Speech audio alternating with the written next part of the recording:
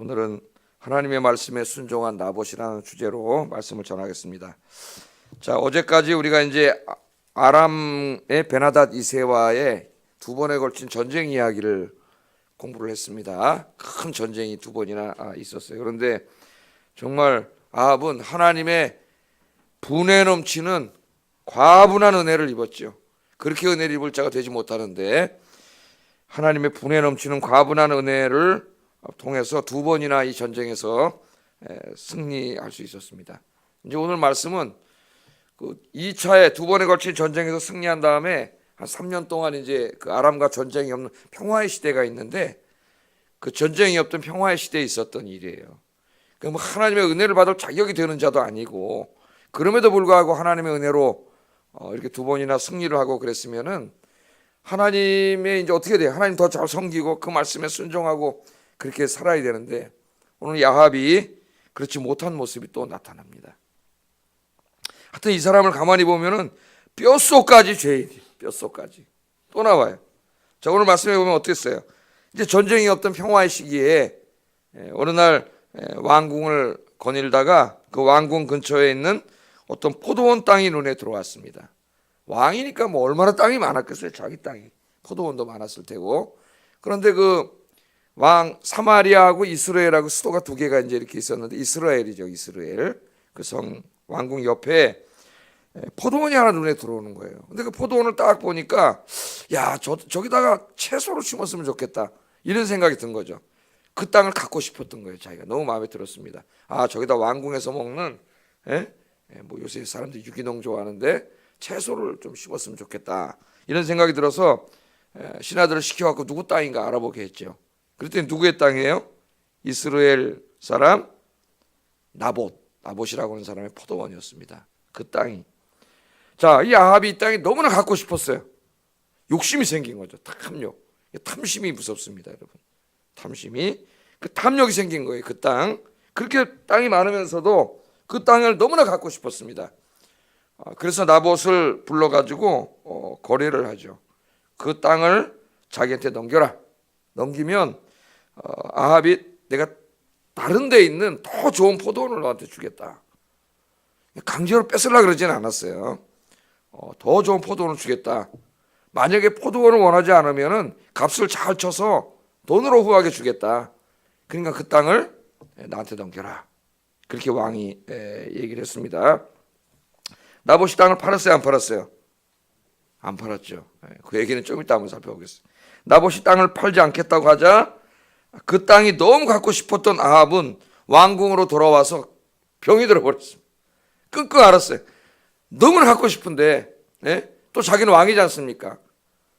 뺏을 수도 있잖아요. 왕인데. 그러나 차마 그래도 이 땅은 하나님의 땅 아닙니까?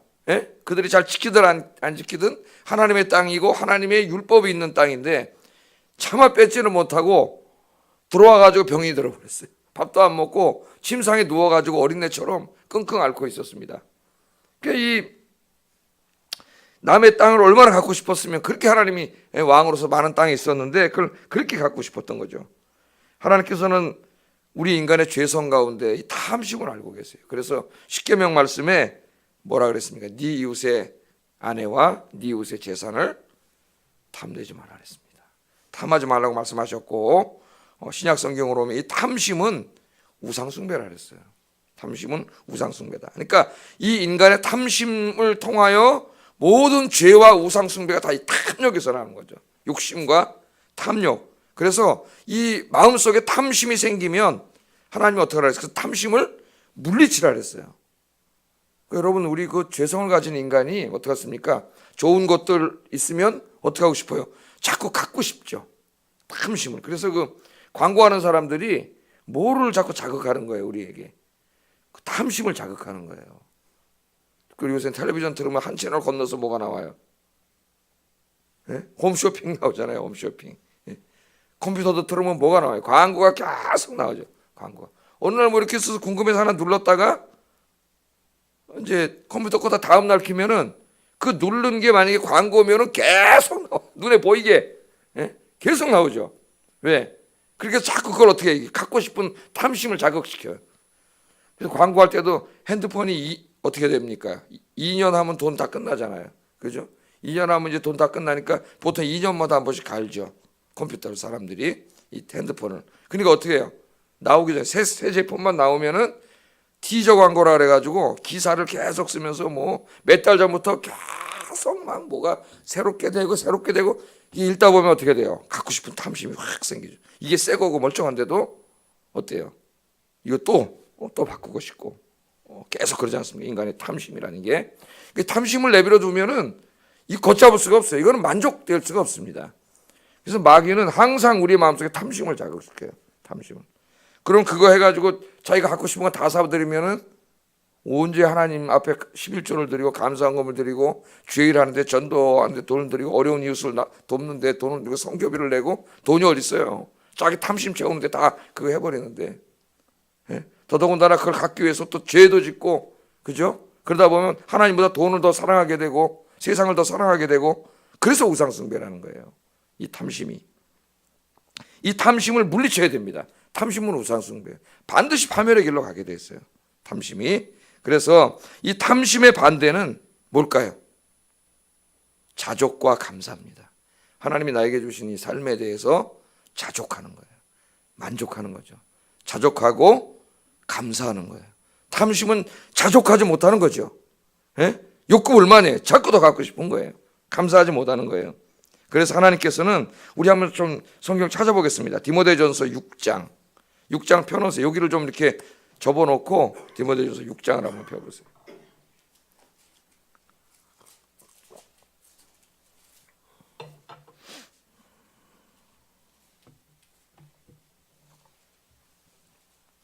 디모데전서 6장 6절부터 9절까지 한번 읽어보겠습니다. 시작. 그러나 자족하는 마음이 있으면 경건은 큰 이익이 되느니라. 우리가 세상에 아무것도 가지고 온 것이 없음에 또한 아무것도 가지고 가지 못하리니 우리가 먹을 것과 입을 것이 있은즉 족한 줄로 알 것이니라. 부하려 하는 자들은 시험과 올무와 여러 가지 어리석고 해로운 욕심에 떨어지나니 곧 사람으로 파멸과 멸망에 빠지게 하는 것이라. 아멘. 그래, 우리 하나님께서 탐심을 물리치려면은 자족하는 마음이 있어야 된다 그랬어요. 하나님이 주신 나의 삶에 대해서 자족하는 마음이 있으면 이것이 하나님을 섬기는 경건에 큰 유익이 된다. 그렇게 말하면서 탐심을 갖지 말라는 거죠. 뭐라 그래요? 우리가 이 세상에 올 때 뭘 가지고 왔느냐 이 말이에요. 뭘 가지고 오셨습니까? 이 세상에 올 때 아무것도 가지고 온 게 없지 않느냐. 올 때 빈몸으로 왔지 않습니까? 우리 아무것도 가지고 온 것이 없어요. 또한 갈 때 좀 있으면 가야 되는데, 예? 갈 때 아무것도 가지고 가지 못한다는 거 알지 않느냐. 어리석은 사람들은 뭐, 예? 하나님 믿지 않는 사람들은 어떻게 해요? 옛날에 부모님 뭐 돌아가시면 거기다 돈 노잣단 쓰라고 돈 갖다가 밑에다 내려놓고 그러지 않습니까? 더 옛날에는 무식한 사람들은 왕이 죽으면 왕하고 같이 섬기던 종들을 강제로 묻었어요. 거기다가 그 왕을 섬기라고. 어리석은 짓이죠. 예? 그 어머니 관 묻는 데다 돈 넣어봐야 그 일하는 사람들이 다 가져가지. 무슨 어머니가 노잣단 가져가겠어요? 아무것도 가지고 가지 못해요. 그 누구나 알 수 있는 그 단순한 진리, 그걸 우리가 잊어먹고 산다는 거예요. 빈몸으로 왔어. 예? 빈몸으로 왔다가 빈몸으로 가는 거 아닙니까? 욥도 그런 고백을 하잖아요. 내가 적신으로 왔지. 내가 올 때 뭘 가지고 왔냐?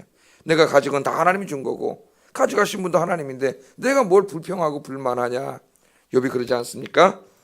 그래서 하나님은 아무것도 가지고 온 것이 없다. 또 아무것도 가지고 가지 못한다는 것을 늘 생각하라는 거예요. 그것을 늘 생각하면은 탐심에 빠지지 않습니다. 그러면서 하시는 말씀이 우리가 먹을 것과 입을 것이 있은즉 족한 줄로 알아. 자족하라 이 말이에요. 먹을 것과 입을 것이 있은즉 족한 줄로 알 것이니라. 더 욕심 부리지 말라 그 말이죠. 부하려 하면 부의 욕심을 부리면 그 말. 부하려 하는 자들은 뭐에 들어요? 시험과 올무와 지금 시험에 들었잖아요. 야방이. 예? 시험과 올무와 여러 가지 어리석고 해로운 욕심이 막 우리 마음속에서 생겨요. 그래서 어떻게 해요? 곧 그 사람이 어떻게 된다고요? 파멸과 멸망에 빠지게 한다는 겁니다. 파멸과 멸망. 그 탐심은 돈에 대한 것일 수도 있고 권력에 대한 것일 수도 있고 어떤 성적인 것일 수도 있고 이 세상의 것들을 자꾸 갖고 싶은 것일 수도 있고 세상을 즐기고 싶은 것일 수도 있고 거기에 빠지면은 파멸과 멸망으로 가게 되는 겁니다.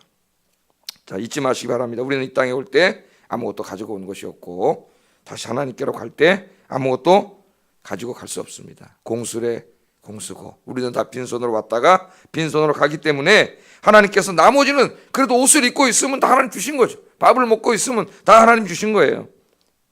그래서 먹을 것과 입을 것이 있으면 만족하고 감사하라. 감사하라. 그렇게 말씀을 하셨습니다. 만일 우리가 이 말씀을 어기고 탐심과 욕심이 생기는데 이걸 물리치지 않고 그 탐욕과 욕심대로 움직이기 시작하면은 결국 멸망과 파멸에 빠지게 된다는 거예요. 그래서 아합이 그렇게 되다가 결국 나중에 이제 좀 있으면 아합이 어떻게 됩니까? 이 탐욕 때문에 자기 스스로가 멸망의 길로 가는 거예요. 멸망의 길로. 하나님께서 우리에게 주신 삶이 있습니다. 계속 한번 읽어볼까요? 디모데전서 6장 17절 19절 하나님 뭐라 그러시는지 한번 읽어보겠습니다. 시작. 정함이 없는 재물에 소망을 두지 말고 오직 우리에게 모든 것을 후히 주사 누리게 하시는 하나님께 두며 선을 행하고 선한 사업을 많이 하고 나누어 주기를 좋아하며 너그러운 자가 되게 하라. 이것이 장래에 자기를 위하여 좋은 터를 쌓아 참된 생명을 취하는 것이니라. 아멘. 그래서 하나님은 이 세대의 부한자들을 명하여 마음을 높이지 말라 그랬습니다. 제가 탐심에 대해서 가르칠 때 주로 여성들이 많다 보니까 교회 안에 그런 말을 하죠. 그냥 어느 날 내가 가방 하나 들고 나가서 동창생을 만났는데 동창생이 좀 잘 사는 동창생을 만나 보니까 그 안에 무슨 막 뭐 루비똥이니 무슨 또 뭔 가방 있나요? 프라다니 막 이런 명품 가방 있잖아요. 이걸 다 들고 다니는 걸 봐요. 그래도 조그만 가방 하나 들고 다니고 감사하게 들고 다녔는데 감사했는데 어느 날 동창생 친한 친구가 그 명품을 들고 다니는 걸 보면서 뭐가 생겨요? 마음에 탐심이 생기는 거죠. 그러면서 탐심이 생기는 순간 뭐가 사라져요? 자족과 감사가 사라집니다. 야, 저 가방 하나 갖고 싶은데 자기는 갖지도 못하고. 그러니까 이때까지 그렇게 남편이 사랑스러웠는데 그날부터 무능해 보이고 꼴도 보기 싫어지고 집에 와서 짜증내고 화내고 부부관계가 나빠지고 애들은 불안해지고 이런 게 다 어디서 생기는 거예요? 탐심에서 생기는 거예요. 탐욕에서. 감사할 때는 그런 거 몰랐는데 그래서 이 세상의 것을 탐하는 마음이 생길 때 기도와 말씀으로 이것을 어떻게 물리치고 하나님이 주신 우리 인생에 대해서 자족하고 감사하며 사시는 저와 여러분 되시기를 주의 이름으로 축복합니다. 자족과 감사 중요합니다. 자, 그다음 나봇을 한번 보겠어요. 자, 왕이 어느 날 자기를 불러가지고 상대가 왕입니다. 왕. 민주주의 사회에서도 대통령이 지금 불러서 이렇게 하면은 당장 그 말 들어줬겠죠. 이 시대에 왕이 불러서 그것도 강제로 뺏겠다는 게 아니라 더 좋은 것으로 주겠다는 거예요. 거래를 제안한 거예요. 왕이 불러가지고 말하잖아요. 더 좋은 포도원 줄 테니까 바꾸자. 아니면은 내가 더 많은 원래 가격보다 더 좋은 많은 돈을 줄 테니까 나에게 팔아라. 그렇게 부탁을 했습니다. 왕이. 그런데 나봇이 어떻게 했어요? 거절했습니다. 팔지 않았어요. 아합의 제안이 나빠서 거절한 게 아니에요. 아합은 더 좋은 포도원 준다 그랬고 돈도 더 많이 준다 그랬어요. 경제적으로 따지면 나봇은 손해볼 게 없습니다. 안 팔 이유가 없어요. 더더군다나 상대는 왕이에요. 왕에게 잘 보이면 남은 인생이 탄탄대로입니다. 그렇죠? 지금도 정권이 바뀌면은 권력자들한테 가방 들고 줄 씁니다. 지금도. 누구한테 돈을 갖다 줘야 되냐 그랬죠. 옛날 노무현 대통령이 대통령 됐을 때 그랬어요. 대통령 되고 보니까 그 사람 솔직하잖아요. 가방을 들고 누구한테 돈을 줘야 되냐 그러면서 돈을 들고 가방을 줄을 쓴대잖아요. 권력자에게 잘 보여가지고 그걸 하려고. 이 왕한테 잘 보이면은 인간적으로 거절할 이유가 하나도 없어요. 왕한테 잘 보이면 뭐 나머지 인생이 뭐 다 되는데. 그런데 아마 인간적으로는 그렇게 하고 싶었을지도 모릅니다. 이 나봇이. 그러나 그렇게 할 수 없어요. 왜 못 판다 그랬습니까? 3절이 중요한 거예요. 3절이. 왜 못 판다 그랬는지 한번 읽어보겠습니다. 시작.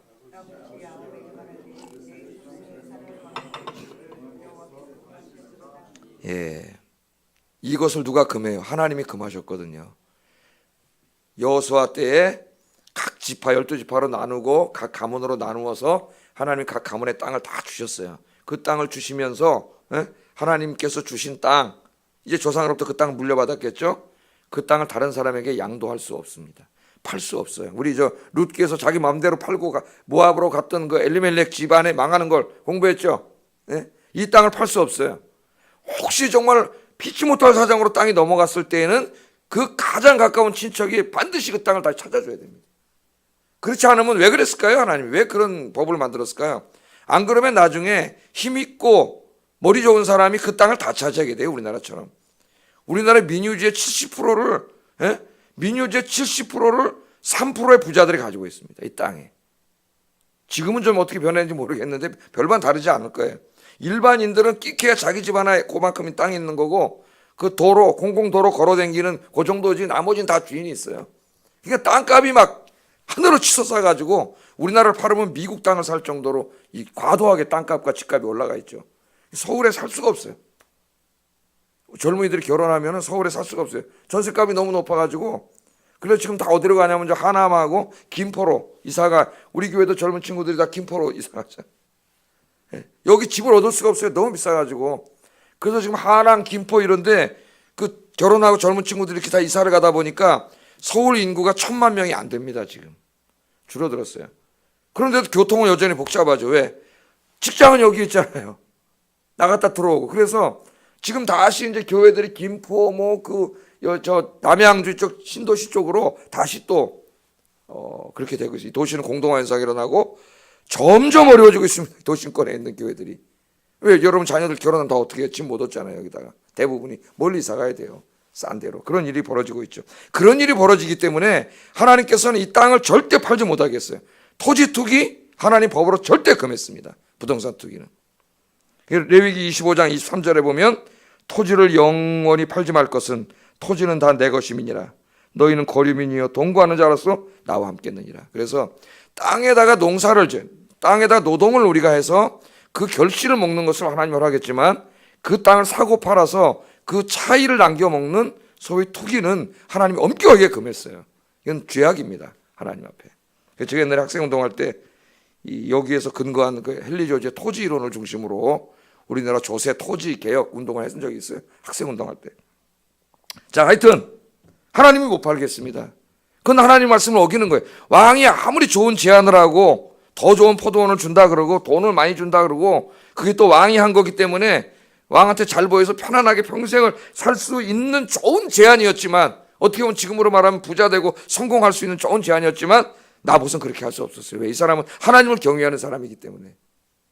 아무리 왕의 말이라 할지라도, 왕의 부탁이라 할지라도 하나님이 금하는 것이기 때문에 이 사람은 따를 수가 없었습니다. 나봇은 왕의 말보다 어떤 말이 더 중요해요? 하나님의 말씀이 더 중요하죠. 왕보다 하나님이 더 높은 사람이에요. 그래서 그렇게 할 수 없다 그랬어요. 3절이 바로 그거예요.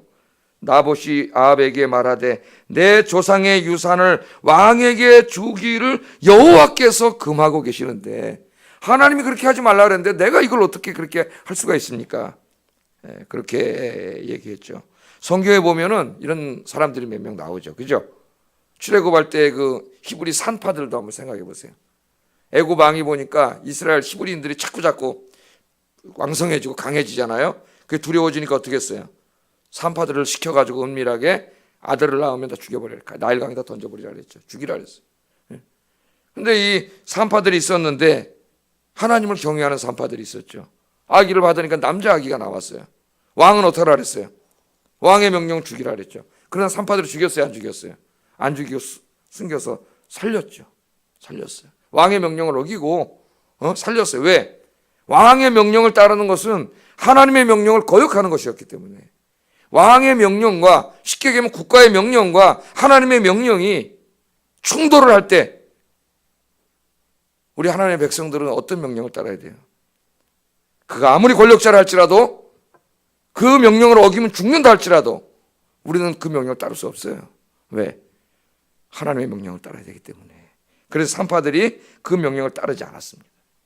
또 사무엘상 22장에 보면은 사울 왕이 막 다윗을 죽이려고 쫓아다니는데 제사장이 어떻게 됐어요? 다윗을 보호해줬죠. 먹여주고 그 소식을 도액이라고 하는 사람이 보고 있다가 가서 일렀죠. 그래서 사울 왕이 군대를 끌고 와가지고 제사장을 다 잡아놓고 화가 나가지고 어떻게 했어요? 자기 호위병들에게 제사장을 다 죽이라 그랬습니다. 이 사울이 미친 거죠. 미쳤어요. 사람이 미치면 그렇게 되는 거예요. 호위병들이면 누구예요? 가장 왕을 지키는 군인들이니까 가장 충성스러운 군인들이에요. 왕을 위해서는 정말 목숨까지 바치는 군인들이죠. 지금 여러분 경호원들이 어때요? 총알이 날아오면 자기가 날아가서 맞아야 돼요. 자기가 날아가서 맞고 죽는 게 경호원의 임무예요. 가장 충성심이 강한 사람들이죠. 그런데 왕이 명령을 내렸어요. 제사장을 칼로 죽이라고. 그런데 한 명도 움직이지 않았습니다. 왜 그랬을까요? 하나님을 경외하는 사람들이었기 때문에 군인들이. 왕에게 충성을 다하는, 왕을 위해 목숨을 바쳐야 되는 호위병이었지만은 그 명령이 하나님의 말씀을 명백히 어기고 하나님의 종도를 죽이라고 하는 명령이었기 때문에 목숨을 걸고 따르지 않았어요. 한 명도 움직이지 않았습니다. 왜? 하나님의 말씀이 더 중요하기 때문에 움직이지 않았죠. 그랬더니 도액이라고 하는 미친놈이 가서 죽였죠. 그걸 우리가 알 수가 있어요. 우리는 그 신학자요 기독교 사상가인 자크 엘롯이라고 하는 사람을 알고 있는데 이 사람이 번역한 책이 상당히 많죠. 우리나라에 많은 영향을 미칩니다. 근데 이 사람 책은 굉장히 좋은 책인데 좀 삐딱한 사람들이 이걸 잘못 읽어가지고 기독교 좌파 쪽에 영향을 많이 미쳐요. 이 사람이 쓴 책 중에 그 폭력이라고 하는 유명한 책이 있어요. 폭력, 번역이 되어 있습니다. 폭력. 근데 이 책에서 보면은 엘룰이 그 인도에서 간디가 있었잖아요. 간디의 그 비폭력 무저항 운동. 영국의 식민 통치를 당할 때 이제 비폭력 무저항 운동을 한 걸로 유명하잖아요. 간디가. 그 운동을 했죠. 근데 어떻게 이 간디가 이 비폭력 무저항 운동에 상대는 무장을 하고 있는데 총으로 승리할 수 있었는가를 연구합니다. 연구하면서 그 막 소요가 일어나니까 상황이 다급해지니까 상관들에게 사격 명령이 내렸죠. 사격 명령. 저쪽은 비폭력 무저항인데 사격 명령이 내렸어요. 그런데 하나님을 믿고 있던 영국 군인들이 명령이 떨어졌음에도 불구하고 총을 쏘지 않습니다. 왜? 총을 쏠 수가 없어요. 그들의 마음속에 누가 계세요? 하나님이 계시죠. 하나님이. 그들의 마음속에 하나님이 계셨기 때문에 아무리 상관 명령 내려와도 그 비폭력으로 오는 그 인도인들에게 총을 쏠 수가 없었어요. 그래서 성공했다는 거예요. 그러면서 엘룰이 뭐라고 얘기하냐면 만약에 간디의 운동이 스탈린 치하에서 저 공산주의 스탈린 치하 소련에서 일어났다면 성공할 수 있었겠는가? 그걸 반문해요. 많은 지금 북한의 저 김정은 치하에서 그랬으면 성공할 수 있었겠어요? 기관총으로 다 쏴주겠죠, 저놈들이. 성공할 수 없었던 거예요. 그럼 왜 성공했느냐? 그 영국인들의 마음속에는 하나님 때문에 성공할 수 있었다는 거예요. 기독교인들이.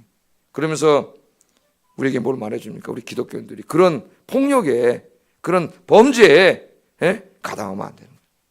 우리는 누구의 명령을 따라야 돼요? 하나님의 명령. 하나님의 말씀.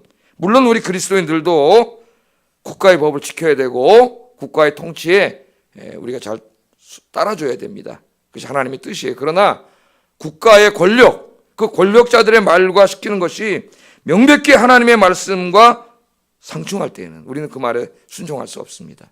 그때 우리는 저항해야 돼. 칼빈의 그 저항, 시민 저항 이론을 이야기했죠. 우리는 할 수 없어요. 왜? 우리는 왕보다 권력보다 하나님이 더 소중하고 그들의 말보다 하나님의 말씀이 더 소중하기 때문에. 그래서 여러분 남은 인생을 하나님을 제일 위에다 두시고 하나님보다 높은 게 있어요? 하나님의 말씀을 제일 위에다 두세요. 하나님 말씀보다 더 높은 게 있어요? 없잖아요. 하나님을 예배하고 하나님의 말씀에만 순종하며 살아가시는 저와 여러분 되기를 주의 이름으로 축복합니다. 자, 아하방의 왕비였던 이세벨은 달랐어. 이세벨이 보니까 어느 날 남편이 들어와가지고 밥도 안 먹고 저기 침상에 누워가지고 끙끙 앓고 있네.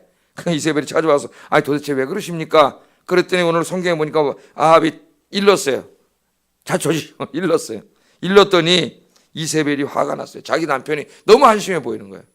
7절을 한번 읽어보겠습니다. 7절 시작.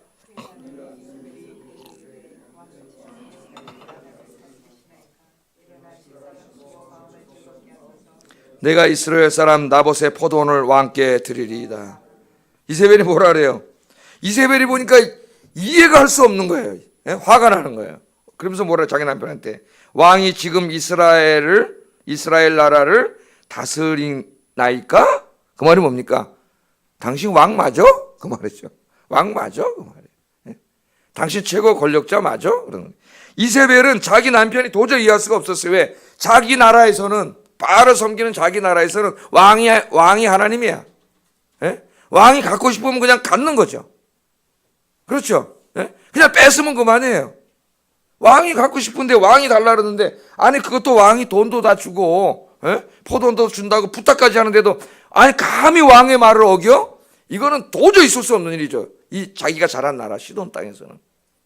그러나 이스라엘은 달랐죠. 이스라엘은 왕이 진짜 왕이 아니에요. 왕보다 더 높은 왕이 계세요. 누가 계세요? 하나님이 계세요. 왕이라고 자기 마음대로 할 수 없어요. 예? 왕도 하나님의 말씀에 순종해야 되는 거예요. 그러나 이세벨은 그런 하나님 믿지 않는 여자였기 때문에 그런 걸 이해할 수가 없었어요. 그래서 자기 나라식으로 하면 뺏을 수 있지만 지금 막 두 번에 걸친 전쟁에서 승리하고, 그래서 백성들이 마음속에 한껏 막 이제 하나님에 대한, 여호와 하나님에 대한 막 신앙심이 생기고 이럴 때이기 때문에 그렇게 하지는 못하고 교묘하잖아요, 이 여자는. 그래서 교묘한 방법을 쓰죠. 사람들을 매수해가지고 어떻게 했어요? 왕하고 하나님을 저주했다고 거짓말을 시켜서 결국 나봇을 돌로 때려 죽이고 이 포도원을 뺏게 됩니다. 뺏게 돼요. 악이 막 기승을 부리는 것 같고 악이 다 이기는 것 같죠. 그러나 누가 다 보고 계세요? 하나님이 다 보고 계세요. 이제 우리가 조금 더 성경을 공부해 나가면은, 역대하에 가면은 이 일 때문에 이세벨은 그냥 저 성벽에서 반란이 일어나고 반란군들이 그냥 땅으로 집어 던져가지고 땅바닥에 떨어져서 그냥 박살이 나버려요. 박살이 나서 죽습니다. 이 죄를 진 대가로. 여러분, 우리가 때로 살다 보면은 막 악인들이 일어나고 악이 기승을 부리고 악이 이기는 것 같고 악이 다 세상을 장악한 것 같고 그럴 때가 있어요. 그러나 실망하지 마십시오. 하나님이 살아계시기 때문에 잠깐일 뿐이에요. 하나님 정하시는 때가 되면 하나님은 악인들을 반드시 심판하시고 의인들에게 상 주실 줄로 믿습니다. 이 하나님이 살아계시다는 거 의지하고 오늘 하루도 승리하시는 삶이 되기를 주의 이름으로 축복합니다. 기도하겠습니다. 자, 탐심은 우상숭배. 탐심이 생길 때 탐심을 물리치라 했습니다. 하나님께서 주신 것들에 자족하고 감사하며 살게 해주세요. 아무것도 가져고 온 것이 없고 내가 떠날 때도 아무것도 가지고 갈 수 없다는 이 사실, 이 진리를 잊지 않게 하시고 자족하고 감사하며 살게 하소서. 두 번째는 이 세상에 그 누구보다도, 그 누구의 말보다도 하나님의 말씀을 가장 소중히 여기고 그 말씀에만 순종하는 삶을 살게 하소서. 세 번째는 악을 심판하시고 의인에게 상 주신 하나님 바라보고 오늘도 주의 말씀대로 의로운 삶을 살게 하소서. 우리 기도하겠습니다. 사랑하시는